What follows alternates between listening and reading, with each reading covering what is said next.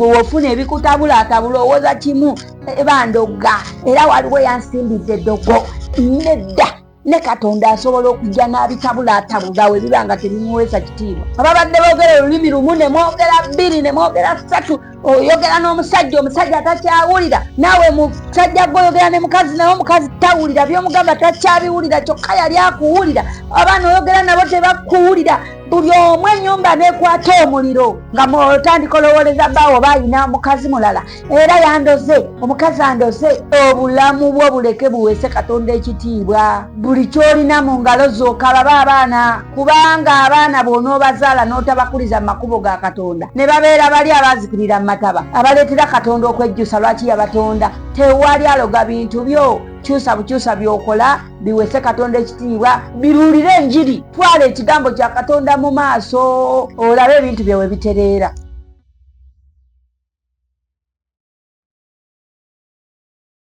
Haleluya! Mukama Katonda omulungi yeebazibwe. Twaleka Mukama atutumye okuzaala. Olinayo ku bebi mu ssuula y'ekkumi Katonda twalabanga okuzaala kwa mugaso eri ensi. Bayizawo birina mu ya mwenda, ne mu y'omwenda gye bitandikira. Era tebitandikira ku ya mwenda yokka, kutandikira ku lubereberye nga ensi etandika. Katonda olwatonda omusajja n'omukazi n'abatuma bagende bazaale. Ensi emala okutabanguka, abantu bakola ebyekiralu, bawasa bakazi bannaabwe, bawasa basajja bannaabwe. Katonda n'asindika amataba ne gazikiriza ensi. Kati ensi weezikirira, twalaba omutuukirivu gwe bayita Nuuwa eyasigalawo n'abaana be n'abakazi b'abaana be. Katonda addamu bamaze okuva mu mataba era addamu abagamba mweyongere mu nsi muzaale mwale. Tugenda okulaba mu ssuula ey'okkumi nga amannya g'abantu mangi nga tugasoma tegaggwaayo, ng'okuzaalibwa kuli wali. Kati nze abuuza, gwe olinayo ka bebi ke watuzaaliddeyo? Bw'oba wakazadde wakawadde linnya kirituwe mu komenti. Tekayawo mu komenti amannya ge watuumye omwana wo tujaguze olw'okuzaalibwa kwe, kubanga awatali kuzaalibwa ensi tekomawo. Katonda yakola omuntu nga obuvunaanyizibwa bw'omuntu bungi, alabirira ensi eno. Okitegeera ng'omuntu yagenda okulabirira ebyennyanja, ente, ebisolo, ebirime na buli kintu mu nsi eno ng'omuntu akoleddwa kirabirire. Kakati kubamu akafaananyi ensi etaliimu muntu eyinza kufaanana etya? Omuddo nno gusobola okumera ne guyita ne mu ggulu. Ente nga teziriiko alyako zisobola okuyingiwala ne zibula ne weziyita, ate tezeetegerera, tezisobola nakwejjanjaba. Zeetaagamu omuntu azijjanjaba, zeetaagamu, okitegeera. So tuzaale, twale, tweyongere mu nsi nga Bayibuli bw'egamba. Haleluya! Tugenda nno straight mu ssuula ya 11.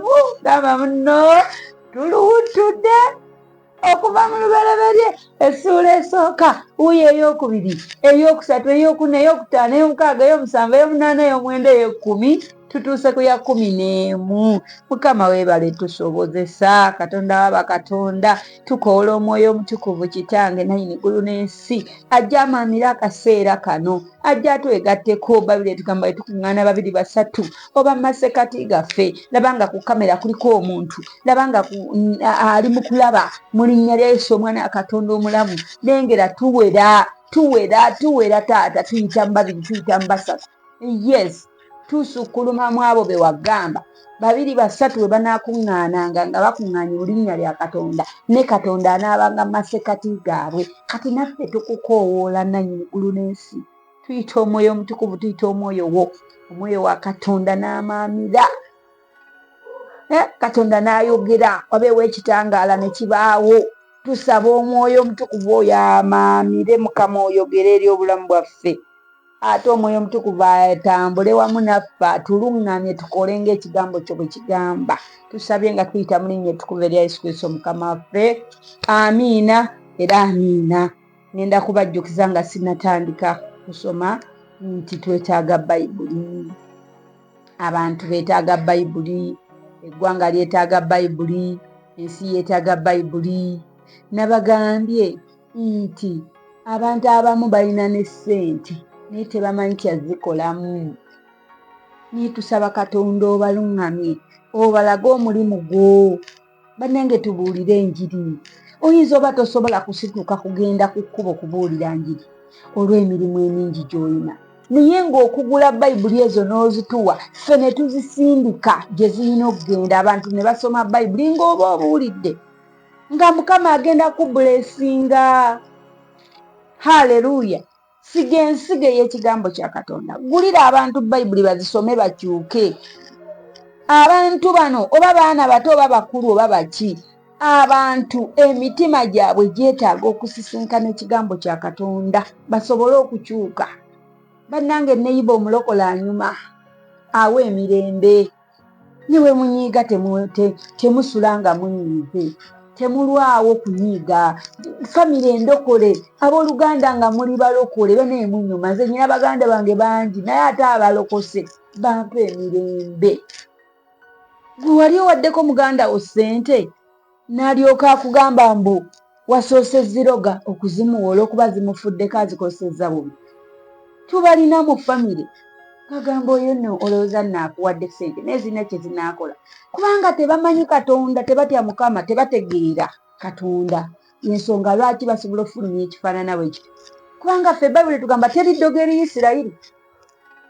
Kale naawe ziroga ozimpe kuba nze nzikiriza teri ddogo eri Isirayiri, ndi Isirayiri. Kati bw'obeera ne muganda wo nga ye Isirayiri, nga ye kennyini Isirayiri, tayinza kwogerera bifaananawo ebityo. Tusige ekigambo kya Katonda kigende kirokole amawanga, kigende kirokole eŋŋanda, kirokole abantu baffe. Bagenda tuwa emirembe, tugenda bafunamu emirembe. Tuli mu kitabo kya Lubereberye essuula ya 11 olunyiriri olusooka kwe tutandikidde. Tumaze okukoola Omwoyo Omutukuvu, nzikiriza nti ali mu masekkati gaffe. Haleluya! Agambye atya ku lunyiriri olusooka? N'ensi zonna zaalina olulimi lumu n'enjogera emu. Olwokubiri, awo bwe baali batambula ebuvanjuba ne balaba olusenyi mu nsi Sinaali, ne batuula omwo. Ne bagambagana nti kale nno tukole amatoffaali tugookere ddala. Awo ne baba n'amatoffaali mu kifo ky'amayinja n'ebitosi mu kifo ky'ennoni. Haleluya! Ne bateesa bakole amatoffaali. Toffaali ogamanyi? Ze bulooka. Bulooka ozimanyi? Ze zino ezizimba ennyumba. Haleluya! Olunyiriri olwokuna, ne boogera nti kale nno twezimbire ekibuga n'ekigo ekirituusa entikko yaakyo mu ggulu, era twefunire erinnya. Haleluya! Nti ne bateesagana amatoffaali ge bakoze bazimbe ekigo. Ekigo kiyite ng'olubiri oba nga ogamba nti tuzimbe ekitundu. Tuzimbe ekitundutundu nga kirimu ebintu bingi, naye gwe baateesa bazimbe ekigo. Wano si we wali omulamwa, naye omulamwa njagala ogufune wano. Ti we baateesa okuzimba ekigo ekirituusa entikko yaakyo mu ggulu, era twefunire erinnya. Ng'ekibazimbisa ekigo kunoonya linnya. Ndowooza babeere abaakabi. Tuleme okusaasaanira ddala ewala mu nsi zonna. Haleluya! Nti bazimbe ekintu ekibakuŋŋaanya, babeere wamu, baleme okusaasaana. Bano nno kye baali bateesezza okukola, bakube amatoffaali bazimbe ekigo ekiriteesa entikko yaakyo mu ggulu, wabula nga ekibakozesa ekyo beefunira erinnya. Ekirala baleme okusaasaana, babeere awa mu kifo kimu nga beewuliza. Haleluya! Olunyiriri olwokutaano, Mukama nakka okulaba ekibuga n'ekigo abaana b'abantu bye baazimba. Mukama n'ayogera nti laba abo ly'eggwanga limu era bonna balina olulimi lumu era kino kye batanula okukola ne kaakano tewali ekigenda okubalema kye baagala okukola. Haleluya! Nti Mukama nakka n'alaba ekigo kino kye bali mu kuzimba n'ekibuga n'abatunuulira nga boogera olulimi olu, kitegeeza nga bakwatagana nga bateeseza wamu. Haleluya! Wabula bye bateesa tebiweesa Katonda kitiibwa. Tebiriimu nti tukole ekigo tusinzize Katonda omwo, tebiriimu nti tukole ekigo tuwese Mukama ekitiibwa. Tetubirabyemu. Kati Mukama nakka. Biki byokola ebitaweesa Mukama kitiibwa? Biki byokola nga mpulaani zo tebiriimu na linnya lya Katonda kuddizibwa kitiibwa? Kati nno owulira bano kyabatuukako. Nti baali boogera Katonda n'alyoka agamba bano nno abakola ekigo. Oho, balina olulimi lumu lwe boogera. Olulimi olumu omanyi kye kitegeeza? Olulimi olumu kwe kubanga mussa kimu.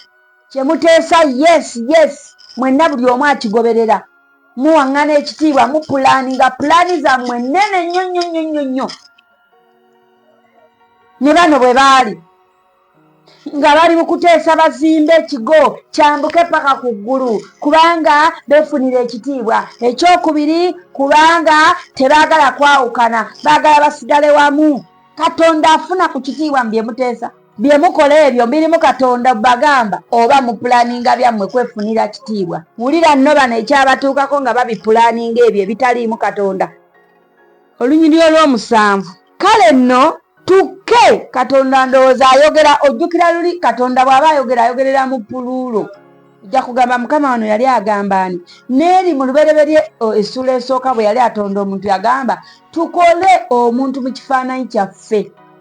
Kitegeeza Katonda ayogerera mu puluulo ng'agamba Omwoyo Omutukuvu bakole omuntu mu ngeri yaabwe. Kati ne wano wuuno agamba mu lunyiriri lw'omusanvu, agambye kale nno tukke tutabulire eyo olulimi lwabwe baleme okutegeera enjogera yaabwe bokka na bokka. Haleluya! Katonda agambye tukke. Oba agamba ani bwe bali? Naye nze nzikiriza nti yali agamba Mwoyo Mutukuvu kubanga yatamuva ku lusegere. N'amugamba tukke. Katonda kye yalaba kyayinza okubakola n'abalemesa kubatabula. Kati gwe wofuna ebikutabula owoza kimu bandogga era waliwo yansimbidde eddogo era eddogo limaseewo. Nedda, ne Katonda asobola okujja n'abitabula we biba nga tebimuweesa kitiibwa. Asobolera ddala bitabula. Ababadde boogera olulimi lumu ne mwogera bbiri ne mwogera ssatu, oyogera n'omusajja omusajja atakyawulira, omukazi oyogera n'omusajja bawo tawulira, naawe musajja gw'oyogera ne mukazi naye omukazi tawulira, by'omugamba takyabiwulira kyokka yali akuwulira. Abaana tebakyabawulira, abaana oyogera nabo tebakuwulira. Buli omu ennyumba n'ekwata omuliro. Ennyumba n'ekwata omuliro kubanga tewali awulira munne. Kati awo nga mugamba omusajja waba nga mutandika olowooleza bbaawo oba ayina mukazi mulala era yandoze, omukazi andoze, tewali akuloga. Katonda asobola obitabula singa biba tebimuweesa kitiibwa. Dda ku maviivi. Genda kumbuuza kati nkole ntya byatabuse dda. Dda ku maviivi omukaabirire weeyame mugambe Mukama ddamu otugatte. Katonda ajja kuddamu atereeze famire yo. Haleluya! Tewali akuloze, naye olw'okubanga ekigenderera ky'ebintu byo tebiweesa Katonda kitiibwa. Ku bizinesi yo leetawo Bayibuli mutandika ogisoma. Nze kugambye tewaliiyo kigulumiza Katonda nga kusoma kigambo kye. Tekiriyo. Ojja kusaba okuuta amaviivi, ebyo byonna tuba tusaba ye kutuwa. Naye buli lw'osoma ekigambo kya Katonda oba ogenda kuwuliriza by'ayagala obimukolere kuza naawe obanga ali mu kuwa Katonda.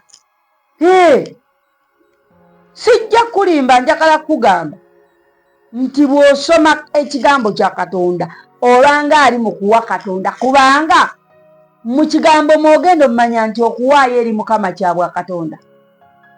Mu kigambo mwogenda omumanya nti okukyusa omutima gwo ne guva mu gw'ejjinja ne gufuuka ogw'ennyama kya bwa Katonda. Naye olina empologoma, wafuuka nga mpologoma mu bisolo bye tulina. Obulamu bwo buleke buweese Katonda ekitiibwa. Buli kyolina mu ngalo zo kalaba abaana, kubanga abaana bw'onoobazaala n'otabakuliza mu makubo ga Katonda ate ne bakulira mu ne babeera bali abaazikirira mu mataba, abalumya Mukama omutwe, abaleetera Katonda okwejjusa lwaki yabatonda, be baana b'oyagala ozaale. Tewali aloga bintu byo, kyusa bukyusa by'okola biweese Katonda ekitiibwa, bibeeremu biruulire enjiri. Twala ekigambo kya Katonda mu maaso olabe ebintu byawe bitereera. Haleluya, Mukama abawe nnyo omukisa. Olunyiriro olw'omunaana. Bw'atyo Mukama n'abasaasaanyiza ddala okuva eyo okubuna ensi zonna, ne baleka okuzimba ekibuga, erinnya lyakyo kyeryava lituumibwa Baberi, kubanga eyo Mukama gye yatabulira olulimi lw'ensi zonna. N'okuva eyo Mukama n'abasaasaanyiza ddala okubuna ensi zonna. Mukama waffe yeebazibwe nti Mukama yabasaasaanya. Bannange ggwe Katonda gw'atannaba kusaasaanya ng'okyayogera olulimi lumu n'abantu bo, kakasa nti onoonya engeri gy'otereza ebintu byo biweese Katonda ekitiibwa. Bwera bizinensi giweesese Katonda ekitiibwa. Kola ebiweesa Mukama ekitiibwa mu bizinensi yo. Ojjamu ssente, no yamba ku bantu. Saasaanya ekigambo kye, buulira enjiri. Ku kaduuka waawe oteekako omuzindaalo. Gulayo omuzindaalo ogusimbe ku mulyango gw'edduuka lyo, oba munda mu dduuka lyo, oba wantu wonna gwe awakwanguyira, oteekeko enjiri. Enjiri nnyingi, abasumba babuulidde enjiri ziri ku likodingi. Neeno yennyini vidiyo osobola ogiteekamu awo, abantu mu saaluuni yo, mu dduuka, mu bizinensi yonna gy'okola, neewulirwa. Abantu babuze lwakubulwa kumanya, naye tugenda bamanyisa tutya ng'ababuulizi b'enjiri tugaanye gibuulira. Oyinza oba tosobodde kusitula kamwaka obuulire, naye bw'osanga vidiyo eno n'ogyongerayo oba obuulira. Bw'osanga odiyo z'abasumba bonna lancawa evening glory, buli ekitendereza Katonda bw'okisanga n'okyongerayo oba n'okisaasaanya, kirungi. Oba oweereza era oba obuulidde enjiri. Haleluya. Tolinda Katonda kusooka kusaasaanya olyoka oddemu amagezi. Amagezi gayite kati. Oyiye engeri gy'oyingiza ebintu byonna obiteekamu Katonda. Tewali akuloga nkugambye ezo z'otwala mu basamize zikomye, kati ziguleemu Bayibuli otandike okugabira abantu. Bagabire eyo gy'oli, oba oleete wano ffe tubagabire. Bw'oba gwe kale olina ensonyi ng'otyo ogaba abantu nti olokose oba walokoka, obuulire enjiri ogabe Bayibuli, zituwe leeta. Kubanga ffe ekyo Mukama ate akitutaddeko nga mugugu ogw'okugaba Bayibuli. Akitutaddeko nga buweereza, sijja buyita mugugu naye obuweereza. Nti atutumye tugabire ensi Bayibuli, tugabire amawanga Bayibuli mu lulimi lwo. Mu lulimi lwo oba oli munyankolera, kuba nti simanyi kwogera nnimi ndala nnyo nnyo, mbayite abagereza ennimi. Naye tuwandisabye Katonda atusaasire bwe tuba tugula nti tugule ennimi zonna tuzigulire. Tolinda Katonda kutabulatabula bintu byo nga mukyayogera olulimi lumu ne famire yo, mukyanyumya ekigambo ne museka namu. Mukwano, leeta Katonda mu mmwe. Gwali okundaba essaawa zino, gwe gwe njogera naawe, gwe otegedde Katonda. Yaniriza Katonda mu famire yo, yaniriza Katonda mu baganda bo, mu baana bo, mu bazadde bo.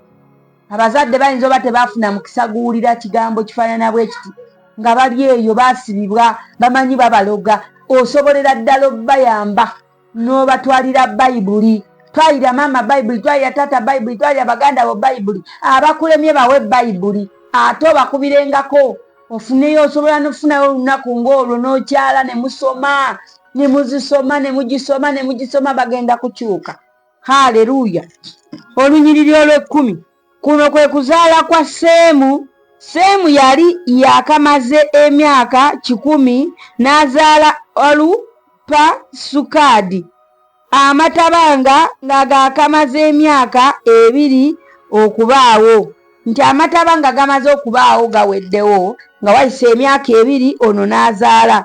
Seemu n'awangaala bwe yamala okuzaala Alupakusadi emyaka 5 n'azaala abaana ab'obulenzi n'ab'obuwala. Yayongera n'azaalayo abalala. So zaalayo bw'oba okyalina omukisa.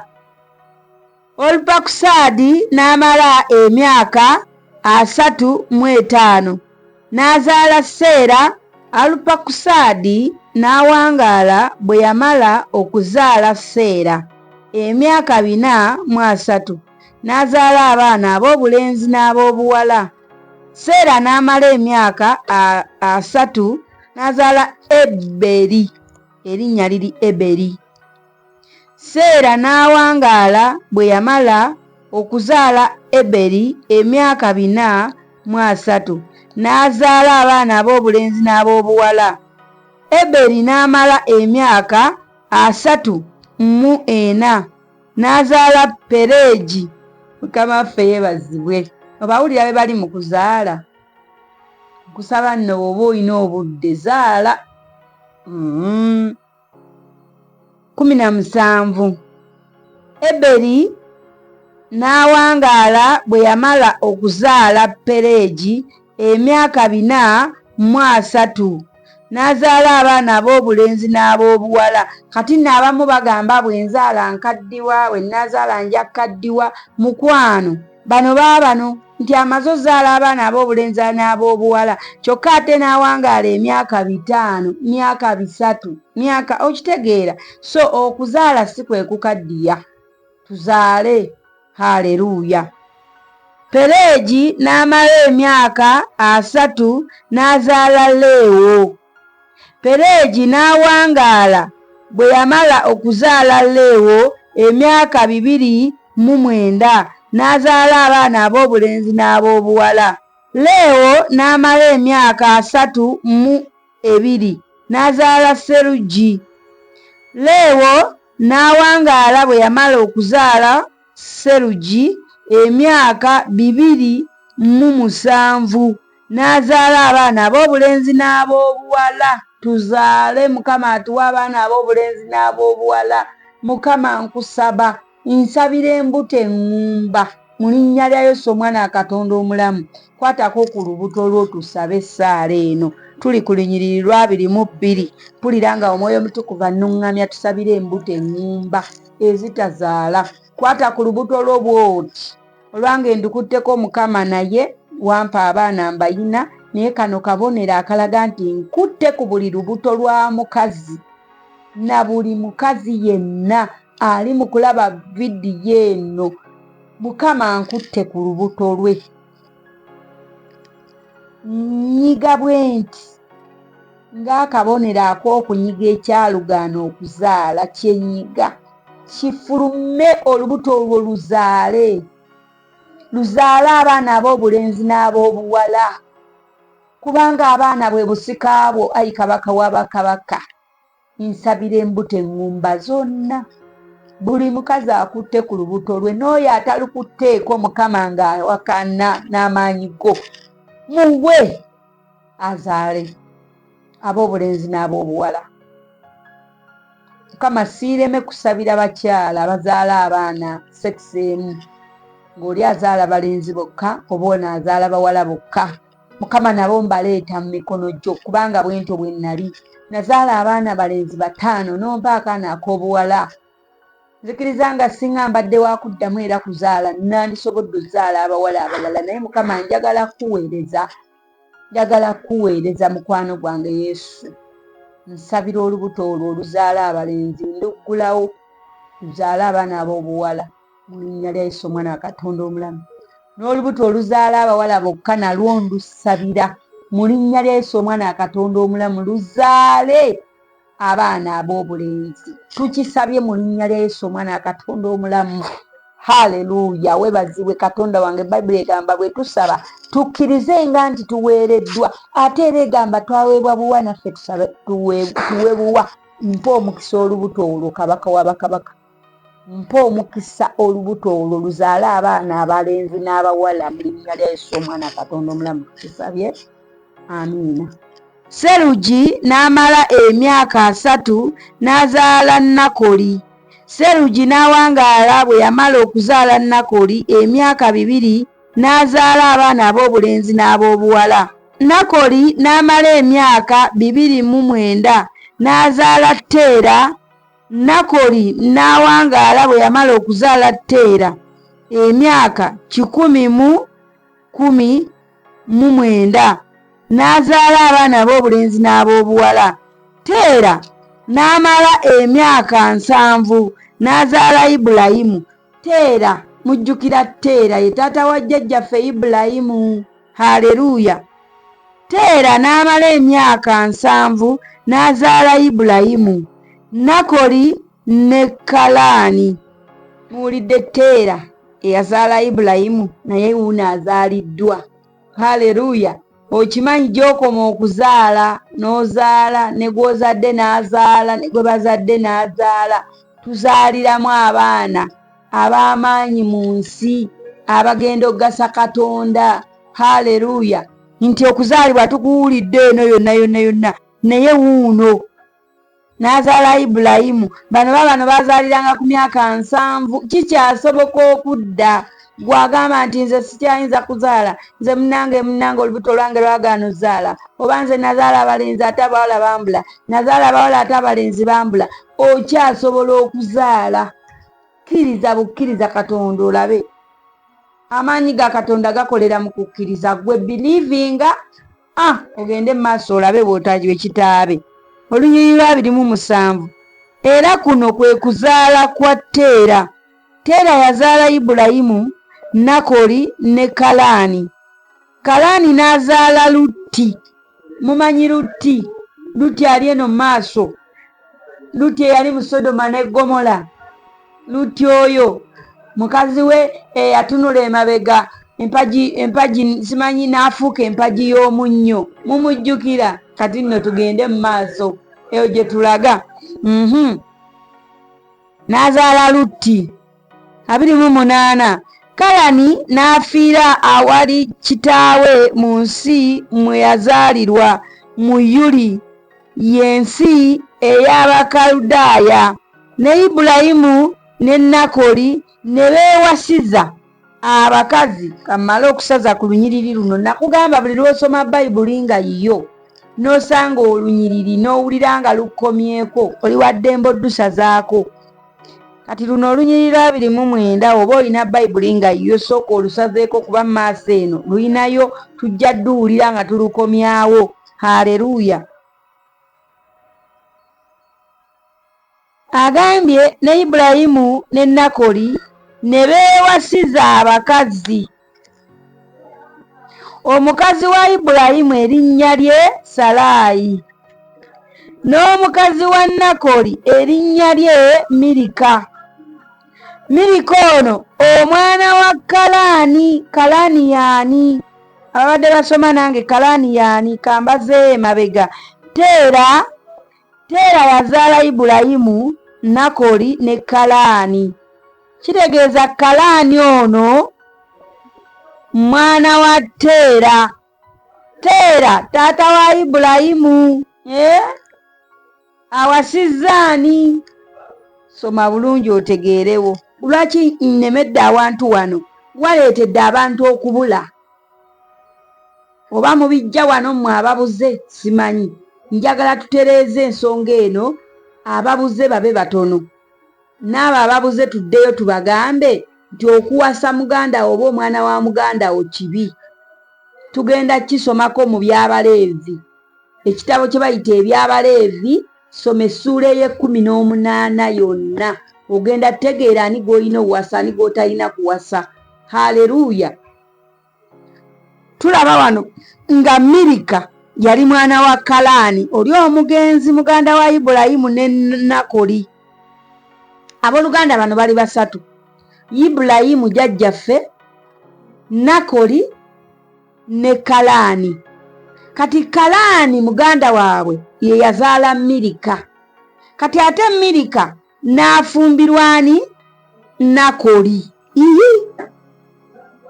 Kituufu Mukama yeebale bijjawo bino buno bugwenyufu bwennyini. Tosobola kuŋŋamba nti nze nfumbirwe muganda wa taata wange. Faya tukisazaamu na buli akirowoozo kikola kibi, na buli musumba abuulira embuulira eyo mbi. Kyusaamu osome Bayibuli ogimaleko. Haleluya. Olunyiriri olwasatu. Era Salaayi yali mugumba, teyalina mwana. Haleluya. Bannange, nga toyina mwana, ng'oli mugumba, nga weeyita mugumba, kuba nze sisobola nakuyita mugumba, naye ggwe atannazaala, ebiseera tebinnaba kuba nti ozadde.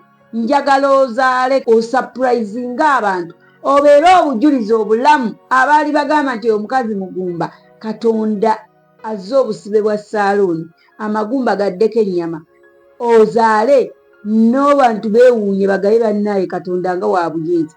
Ng'osoma nange Bayibuli togenda kuba mugumba. Ekyo kyo nkigaana. Salaayi yazaalira ku 9. Leka tugoberere obulamu bwa Salaayi tulabe omukyala omugumba ono bwe yazaala ku myaka 9. Haleluya. Teera n'atwala Ibulayimu omwana we ne Lutti omwana wa Kalaani omuzzukulu we, ne Salaayi muka mwana we, omukazi ow'omwana we Ibulayimu. Ne bavaayo nabo mu Yuli, y'ensi ey'Abakaludaaya, okuyingira mu nsi ya Kanaani. Ne batuuka e Kalani, ne batuula eyo. N'ennaku za Teera zaali emyaka 205. Teera n'afiira mu Kalaani. Mukama waffe yeebazibwe Yesu. Essula ey'e11 bw'etyo bwewedde nga Teera afiiridde Kalaani. Haleluya. Ije teweerabira kusubscribinga. Subscribinga so that buli ketusuulayo ng'okategeera ng'okafuna. Haleluya. Teweerabira kugulira abantu Bayibuli zino zaatuweddeko. Tetulina Bayibuli yakugaba, tetulinayo waddeemu bweti ey'okugaba. Nasigazaawo eno yange emu gye nsomerako. Naye nga tugulira abantu Bayibuli zibatuukeko mu linnya lya Yesu Omwana wa Katonda omulamu, ne Mukama anaatuwa omukisa. Gwali eyo ng'onoonya engeri y'okuweerezaamu Katonda, nga bulijjo weebuuza nze nnyinza ntya okuweereza Katonda, ntandikirewa, Mukama muweeki? Ng'oli awo olina bingi naye weebuuza engeri gy'obiddizaamu Mukama. Gula Bayibuli ozireete tuzigabire abantu balokoke bategeere Katonda. Haleluya. Onooba okoze ky'okoze. Haleluya. Mukama abawe nnyo omukisa. Tusisinkane mu ssuula ey'e12.